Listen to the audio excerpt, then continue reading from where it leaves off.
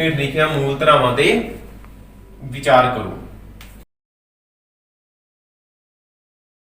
पहली जो मूल धारणावां साडे कोल की है कि तुहाडे कोल दो बिंदु A ਅਤੇ B ਦਿੱਤੇ ਗਏ ਹਨ ਅਤੇ ਤੀਸਰਾ ਬਿੰਦु C ਇਹਨਾਂ ਦੋਵਾਂ ਬਿੰਦੂਆਂ ਦੇ ਵਿਚਕਾਰ ਆਵੇ। ਕਿਸ ਤਰ੍ਹਾਂ ਆਵੇਗਾ? ਅਸੀਂ ਇਹਨਾਂ ਦੋਵਾਂ ਨੂੰ ਮਿਲਾ ਦਿੰਦੇ ਹਾਂ। ਸਾਡੇ ਕੋਲ ਇੱਕ ਜੋ ਰੇਖਾ ਖੰਡ ਹੈ ਤਿਆਰ ਹੁੰਦਾ ਹੈ। ਇਸ ਤਰ੍ਹਾਂ C ਬਿੰਦੂ ਹੈ ਜੋ ਇਸ ਦੇ ਵਿਚਕਾਰ ਆ ਸਕਦਾ ਹੈ। ਕੀ ਹੈ ਕਿ ਸਾਡੇ ਕੋਲ ਘੱਟ ਤੋਂ ਘੱਟ ਤਿੰਨ ਬਿੰਦੂ ਹਨ जो एक ही रेखा ते स्थित नहीं हैं। दो बिंदु असीं इस तरह फेर लेंदे हां, मान लो कि A ते B ही लै लेंदे हां, मिला दिते गए। एक तीसरा बिंदु है वो जरूरी नहीं कि इस रेखा ते ही होवेगा, वो असीं साइड ते भी लै सकते हां। दूसरी धारणा दे विच साडे कोल इस तरह कहा गया है, पूछा गया है कि इन्हां दोवें धारणावां दे विच कुछ अपरिभाषित शब्द हैं। हाँ हाँ इन्हां विच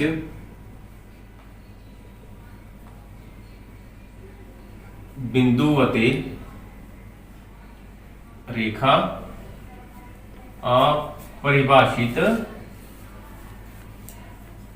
हैं। गया कि दोस्तों ये दोवें ही धारणावां जो हैं एक दूसरे के विरोधी हैं। हाँ क्योंकि इन्हां दोवां विच अलग अलग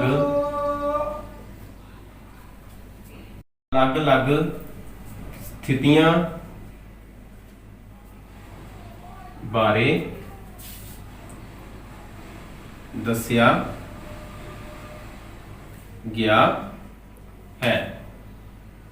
पूछा गया है कि ये यूक्लिड दे मूल धारणावां तो प्राप्त होंदे हन? नहीं क्योंकि इन्हां नूं यूक्लिड दे स्वै सिद्ध विच दस्या गया है। साडे को सवाल आता है चौथा, जिस साडे को दो बिंदु दिते गए हैं, बिंदु A और बिंदु B। और की दिता गया साडे को AC बराबर BC सिद्ध करना है। AC बराबर 1/2 AB। हुण इन्हां दोवां बिंदुआं दे विच साडे कोल एक बिंदु C दिता गया है विचकार, जो साडे कोल A बिंदु साडे को C आउंदा है। असीं सिद्ध की करना है कि AC जो है वो सारी भुजा दा 1/2 दा मतलब की हुंदा साडे कोल अद्धा, कि अद्धा है। ਅਸੀਂ ਕੀ ਲਿਖਦੇ ਹਾਂ? C AB ਦਾ ਮੱਧ ਬਿੰਦੂ ਹੈ।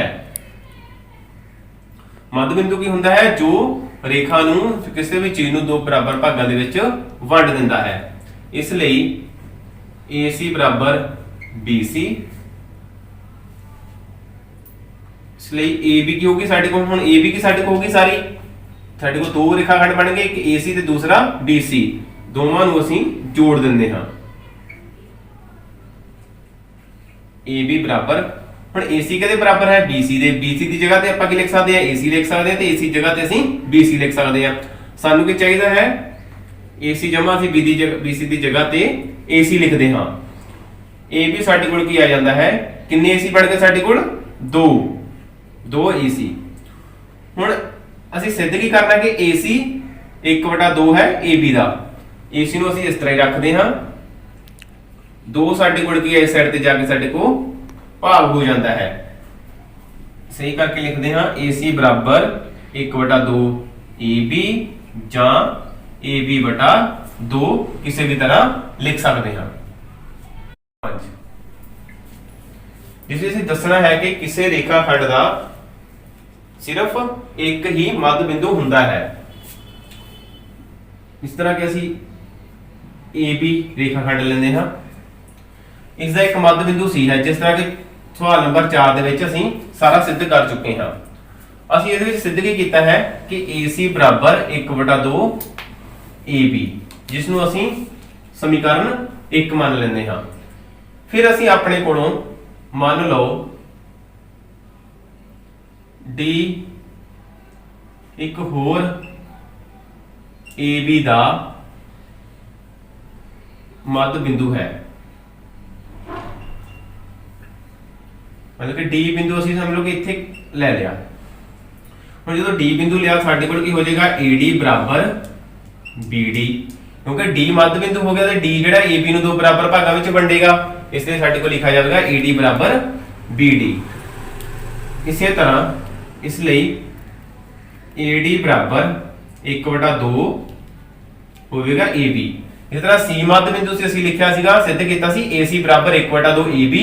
ਉਸੇ ਤਰ੍ਹਾਂ ਜਦੋਂ D ਮੱਧ ਬਿੰਦੂ ਹੋਵੇਗਾ ਤਾਂ ਅਸੀਂ ਲਿਖਾਂਗੇ AD ਬਰਾਬਰ 1/2 AB। ਇਸ ਨੂੰ ਅਸੀਂ ਸਮੀਕਰਨ ਮੰਨ ਲਿਆ 2। ਹੁਣ ਕੀ ਕਰਦੇ ਹਾਂ, ਸਮੀਕਰਨ 1 ਬਰਾਬਰ 2 ਕਰ ਦਿੰਦੇ ਹਾਂ।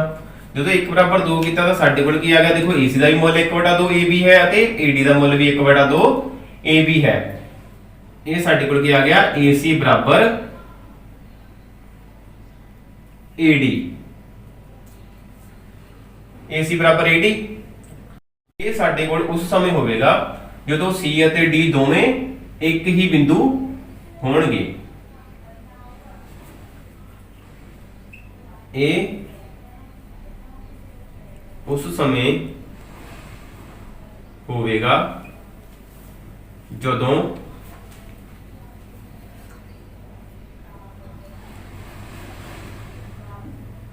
C ਅਤੇ D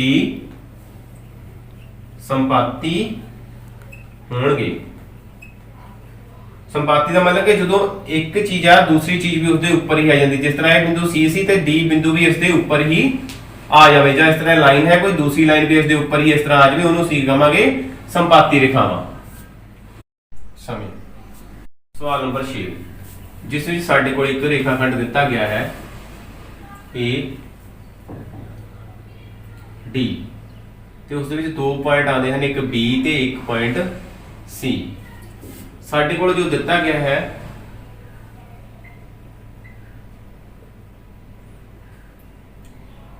AC बराबर BD, सिद्ध करना है AB बराबर CD।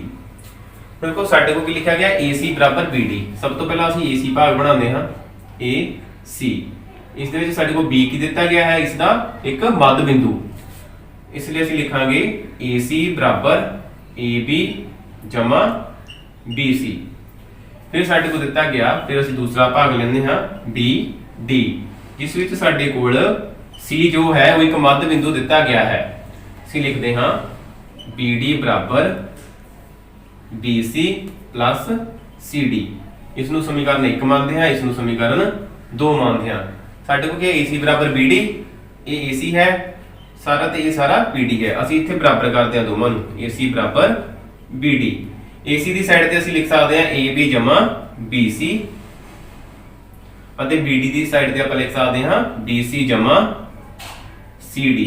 ਦੇਖੋ ਦੋਵਾਂ ਪਾਸੇ ਸਾਡੇ ਕੋਲ BC ਆ ਰਿਹਾ ਹੈ। ਸਾਨੂੰ ਪਤਾ ਹੈ ਕਿ ਜਦੋਂ ਵਿੱਚ ਬਰਾਬਰ ਹੋਵੇ ਦੋਵਾਂ ਪਾਸਿਆਂ ਤੇ ਇੱਕੋ ਹੀ ਸਾਡੇ ਕੋਲ ਚੀਜ਼ ਦਿੱਤੀ ਹੋਵੇ ਤਾਂ ਉਹ ਆਪਸ ਵਿੱਚ ਕੱਟੀ ਜਾਂਦੀ ਹੈ। ਜੇਕਰ ਉਸਦੇ ਸਾਈਨ ਇੱਕੋ ਜਿਹੇ ਹੋਣ, ਇਹ ਵੀ ਪਲੱਸ ਦਾ ਸਾਈਨ ਹੈ ਤੇ ਇਹ ਵੀ ਪਲੱਸ ਦਾ ਸਾਈਨ ਹੈ, ਦੋਵੇਂ ਕੱਟੇ ਜਾਂਦੇ ਹਨ। ਸਾਡੇ ਕੋਲ ਕੀ ਬਚਦਾ ਹੈ AB ਬਰਾਬਰ CD। ਸਿੱਧ ਕੀਤਾ। ਦੇਖੋ ਅਸੀਂ ਸਿੱਧ ਕਰਨਾ ਹੈ AB ਬਰਾबर CD, ਜੋ ਸਾਡੇ ਕੋਲ ਸਿੱਧ ਹੋ ਜਾਂਦਾ ਹੈ। ਸਾਡੇ ਕੋਲ ਸਵਾਲ ਨੰਬਰ ਆਉਂਦਾ ਹੈ 7, ਜਿਸ ਵਿੱਚ ਕਿਹਾ ਗਿਆ ਹੈ ਕਿ ਦੱਸੋ ਯੂਕਲਿਡ ਦਾ ਸਵੈ ਸਿੱਧ 5 ਇੱਕ ਵਿਸ਼ਵ ਵਿਆਪੀ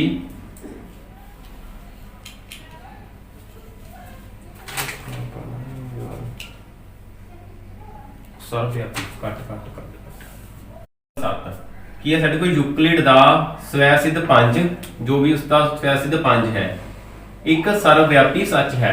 ਇਹ ਦੱਸਣਾ ਹੈ ਆਪਾਂ। ਸਵੈ ਸਿੱਧ ਪੰਜ ਕੀ ਹੈ ਕਿ ਜਿਹੜਾ ਵੱਡਾ ਭਾਗ ਹੁੰਦਾ ਹੈ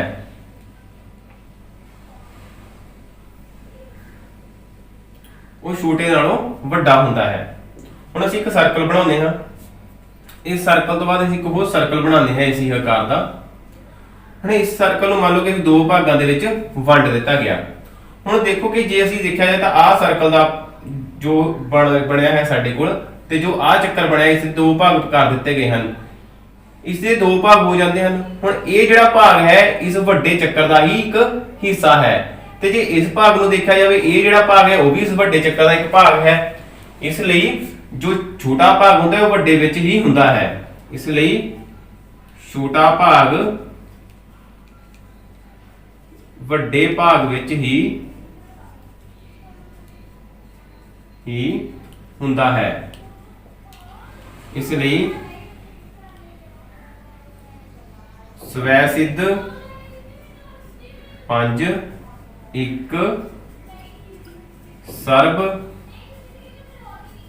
ਵਿਆਪੀ ਸੱਚ ਹੈ।